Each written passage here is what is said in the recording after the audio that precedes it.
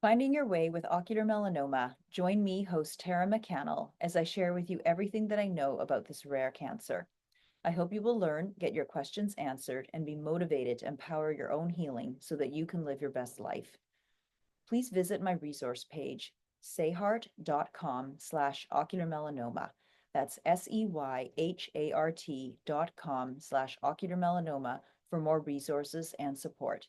There you will find my handbook for patients and families, recordings of past episodes covering a variety of topics related to ocular melanoma of this podcast, and you will also find recorded live webinars where I discuss topics such as a holistic approach to ocular melanoma, how to change your mindset for the best survival in cancer, as well as other topics of interest. Join me this Sunday, June 29th at 10 a.m. Pacific Standard Time to learn everything you need to know about intraocular tumor biopsy. Today's topic is about how to prepare yourself for visits to your healthcare team. Why is this important? It's important because you need to be your own advocate by understanding everything going on with your eye, your healthcare, the next plan, and what your doctors are doing to monitor you and preventive approaches so that you can have the best vision and have the best health. There are two ways that we think about receiving healthcare. You go to your doctor, and the first way, which is a little old fashioned, but what a lot of people still like, is you go, the doctor tells you everything you need to do, and you leave. And you just do whatever the doctor says because they're the expert, they're the professional. They've done this, been there before, and they know exactly what is needed in order to help you. So you go in, you listen, it's very passive. You take the information, you follow the instructions, and then you come back in another 6 months or a year. This type of way of receiving healthcare is not up to date. It is not what people need to do in order to be their best support, to receive the best care. And why is this? Because when you take a passive approach to something as critical as your health, your healing, you miss opportunities to learn more, to engage, to make active decisions, to be critical. You leave all that behind and you let somebody else who uses their approach to just tell you what to do. Well, nothing is perfect. And unless you ask the questions and do the learning more actively behind the scenes, you're going to miss opportunities. Maybe there is a different way that you could approach a situation. Maybe you actually can try a period of time without that injection. Maybe you can use other factors, not just a black and white image to tell you what you should do next. Maybe you can take some time to actually explain in your own view what is going on, how your symptoms are affecting you, what exactly is happening with your vision. Not that it's down, but maybe sometimes it's actually good and maybe it fluctuates, or maybe it's related to something else in your health. There are so many nuances to our health and to what actually happens after treatment that if you just let the doctors kind of give you a cookbook recipe, follow a protocol, this is what needs to be done, you could be missing opportunities to intervene, and you may do better following a different type of an approach. So in the olden days, when we didn't have as much access to medical information, when it was really difficult for patients to educate themselves on what they had, this more sort of paternalistic system where the doctors just told you exactly what to do, that really was the most efficient and effective way for people to receive their best care. But welcome to 2025. And even for the past several years, the internet can provide enough information for for you to know almost as much as your ocular oncologist, almost as much as that specialist or your general doctor. And so the only thing that people can't necessarily learn on their internet is things related to experience. Maybe there's things that don't exist online, but they may be in the experience of your healthcare provider. And these things can come up on examinations when you visit your doctors. You can say, well, I understand that such and such is the best approach. Why am I not having this done? And then the healthcare provider may explain that in their experience, although this makes sense and sometimes we try it, really this particular situation is best served by X. So bring up everything, but it is quite possible for you to learn as much as you can so that you are very close to the knowledge of your healthcare provider. And this is not just in ocular oncology, in ophthalmology, this can be in any area of medicine. Most of us have different things going on in our health, and we probably see more than one type of doctor. You can use this approach to any of your medical visits and any of your encounters with the healthcare system. So, how do you get knowledgeable? How do you get to the point where you are actually directing your care? You do that by, first of all, going to the internet. You know, Google has advanced quite a lot in the past 15 to 20 years. There are a lot of built in AI, artificial intelligence systems now when you do a search. And you'll see when you Google something, it doesn't just come up with a list of websites. You actually get a summary of an answer with references and very directed places where you can search to get more information on that summary paragraph. Try typing in ocular melanoma surgery, type in risks of biopsy, type in what are the complications of radioactive plaque? What are the cons, pros and cons of having proton beam versus brachytherapy? Or what are the benefits of having an enucleation? If you put that into Google, you will find something much more intelligent than you would have found a decade ago. So start there, learn what you can, go to the additional references, and if there's still questions that you don't quite understand or you need explained by somebody with more experience, get a pad of paper and write down your questions. Okay? So you can learn by using Google, which is a much better way now. You can go to websites where there are patient groups. For example, there are several, but for example, a Kieran site is one organization that provides a lot of information for patients, and there are people who can actively work with you and maybe connect you to resources that you may need. So use what's out there. There is, even for a rare cancer like ocular melanoma, you can learn a lot outside of your doctor's office.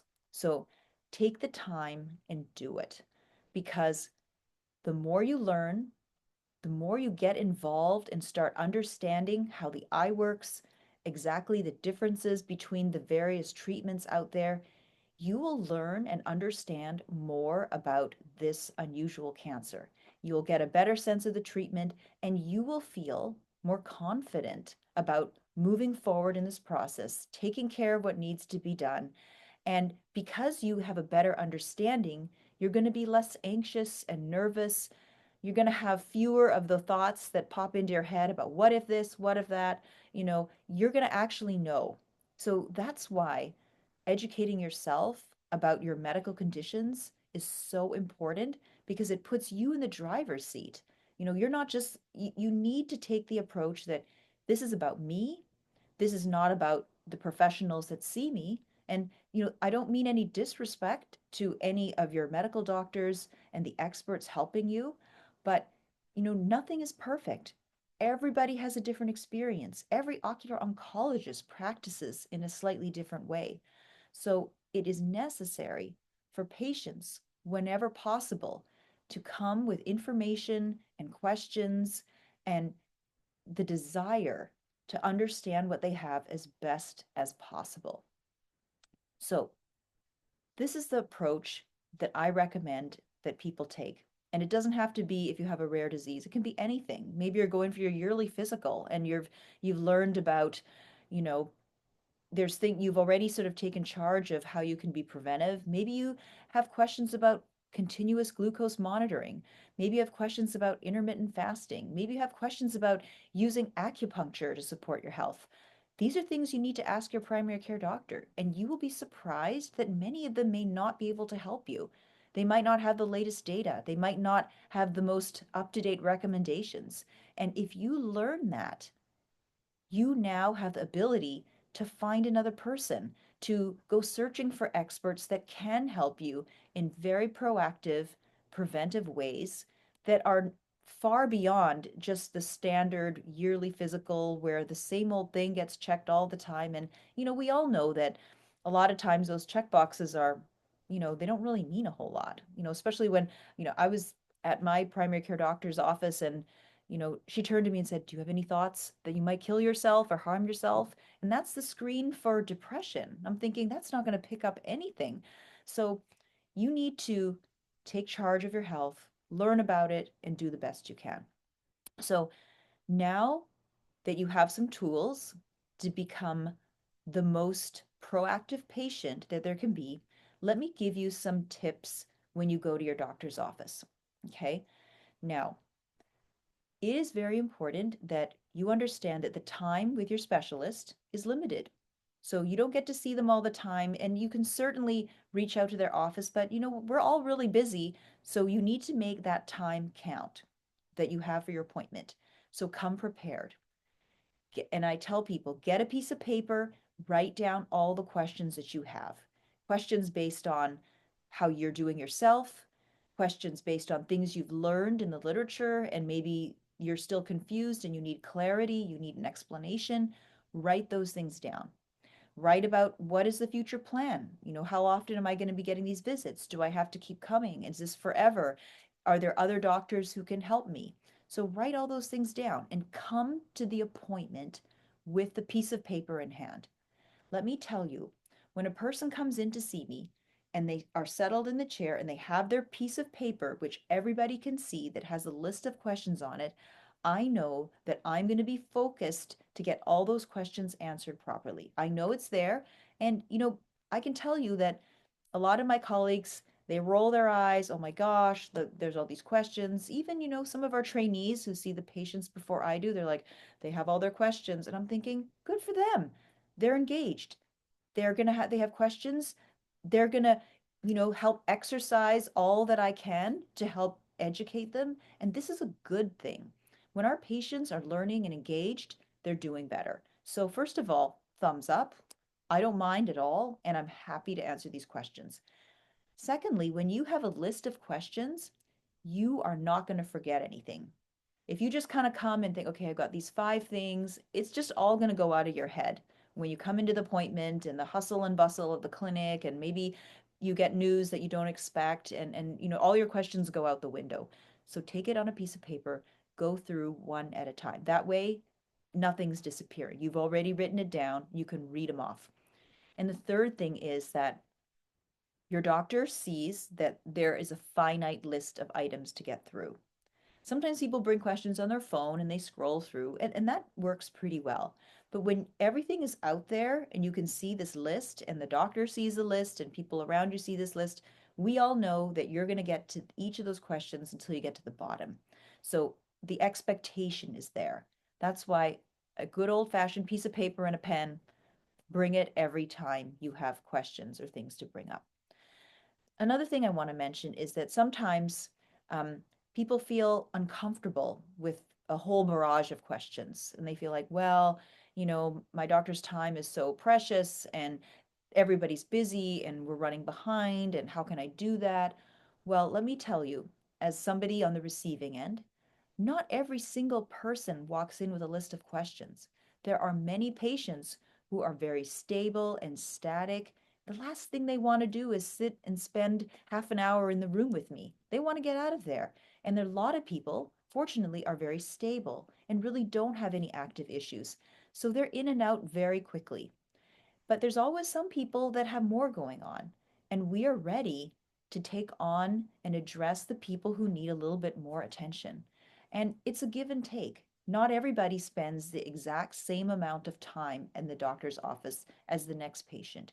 So know that even though you might have a lot of questions on one day, there are people who have no questions and who don't want to be there. And it's a yearly checkup and it's quick and they want to get out and they have other things to do.